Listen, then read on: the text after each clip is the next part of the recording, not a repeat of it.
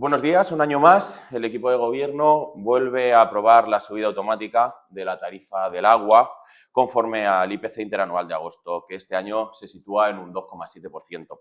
Este es uno de los puntos del Pleno, junto con la subida tanto de, por supuesto, agua corriente como alcantarillado, que más ha dado que hablar en esta última semana con razón al Pleno.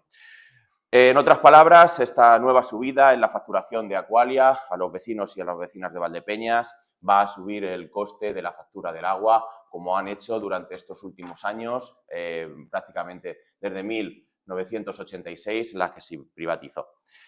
Nosotros, desde Unidas por Valdepeñas, lo decimos con claridad, lo llevamos defendiendo esto muchos años, y es que esta no es una forma adecuada de revisar el precio del servicio. El precio del agua debe actualizarse en función al coste real de este servicio, no según un índice general de precios que nada tiene que ver, efectivamente, con los gastos de gestión o de mantenimiento de este servicio.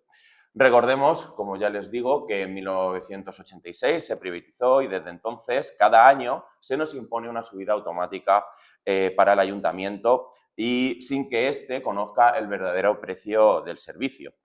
A menos, no por parte de los técnicos del ayuntamiento, que son muy necesarios para conocer verdaderamente cuál es el precio, porque sí que es cierto que tenemos algunos índices que nos plantea o algunos documentos que nos plantea la propia empresa concesionaria, la cual desde luego que no estamos de acuerdo, porque si verdaderamente fuera eso lo que nos indica la propia empresa, esta empresa estaría en quiebra porque no se podría mantener de ningún tipo y no le saldría rentable. Igualmente, también diré que las políticas del ayuntamiento, de este equipo de gobierno en materia de privatización de los servicios municipales, ya las conocemos y nosotros desde nuestro grupo municipal las hemos catalogado muchas veces de vergonzosas debido a que no encontramos en ningún caso ninguna lógica en mantener servicios privatizados cuando todo el mundo sabe que la municipalización de los servicios son mucho mejor, va a reducir los costes y posiblemente garantizaría la transparencia y ofrecer unas tarifas más justas a los vecinos y vecinas. Si acaso esto no lo hacen, porque sabemos que el equipo de gobierno no lo va a hacer, que al menos nos den un informe que verdaderamente plantee que la privatización o mantener la privatización por parte de Aqualia de este servicio sea viable o adecuado. Sabemos que este informe se está elaborando, no porque haya sido de motu propio por parte del equipo de gobierno, sino porque es una imperiosa necesidad legal y en el momento en que lo tengamos y que conozcamos verdaderamente los entresijos de este servicio, pues podremos valorar verdaderamente las mejoras o quedarnos como estamos. Pero mientras tanto, nosotros, por supuesto, vamos a apoyar esta municipalización. También queremos recordar que la Ley 2/2015 del 30 de marzo de desindexación de la economía española, que por supuesto está vigente, prohíbe expresamente que las tarifas públicas se revisen de manera automática conforme al IPC y los propios informes técnicos del ayuntamiento por parte de Tesorería hablan y hacen referencia a estas prácticas que son impropias. Nosotros pedimos que al menos se sienten a renegociar estos contratos con Aguas de Castilla-La Mancha y con Aqualia, porque nuestro grupo está votando en contra de estas subidas a favor de la ley, para que se cumpla la ley, mientras que el equipo de gobierno acepta, sin mover ni un solo dedo, que suban el agua a los vecinos y vecinas de Valdepeñas sin tener en cuenta el precio del servicio.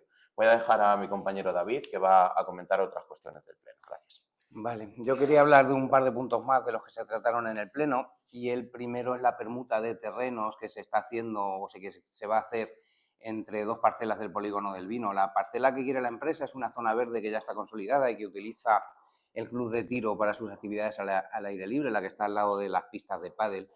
En esta parcela se encuentran al menos 31 árboles adultos que con toda seguridad van a ser talados, y a cambio se nos ofrece una parcela que se utiliza como almacén de grano al aire libre y que habrá que convertir en zona verde. Pero para esto no existe ningún plan. No se ha planteado aún desde la Concejalía de Medio Ambiente, no se ha concretado nada y ni siquiera se nos ha contestado cuando preguntamos quién iba a costear todo este proceso, lo que nos indica claramente que eso lo vamos a pagar entre todos los valdepeñeros y no la empresa, que es quien la debería pagar.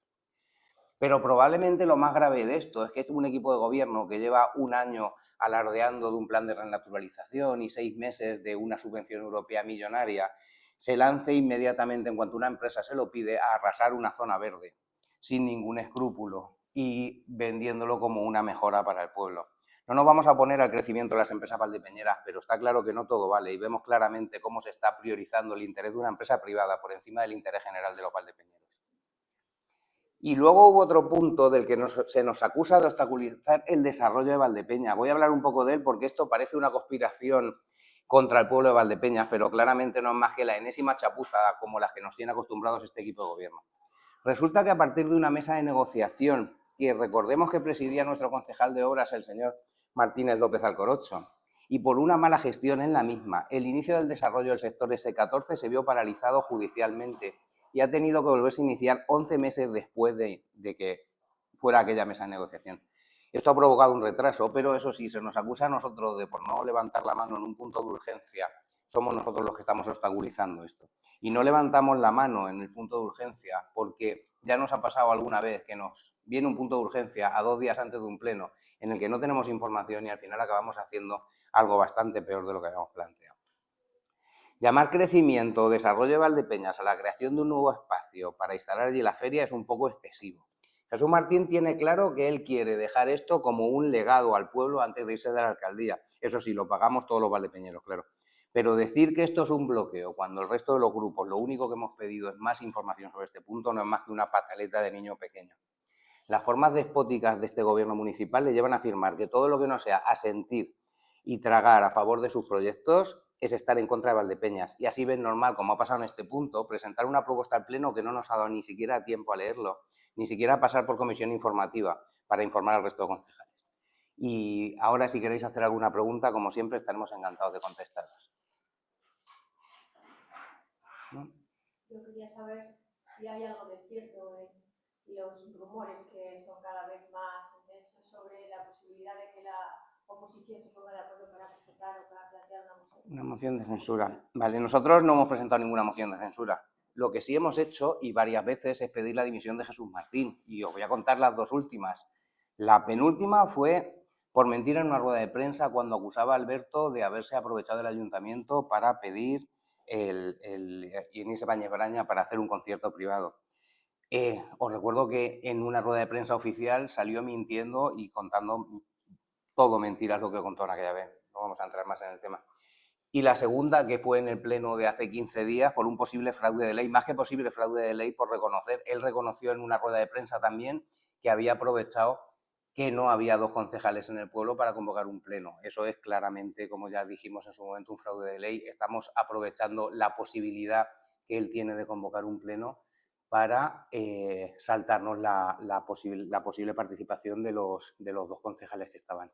Esas alegaciones, acordados que se hicieron, las anunciamos nosotros en su momento, las anunció Antonio, creo que en rueda de prensa el otro día, Antonio Sánchez, y Rosy Porras también ha presentado alegaciones por el mismo estilo. Pero de mociones de censura, ahora mismo nada. ¿Vale? Bien.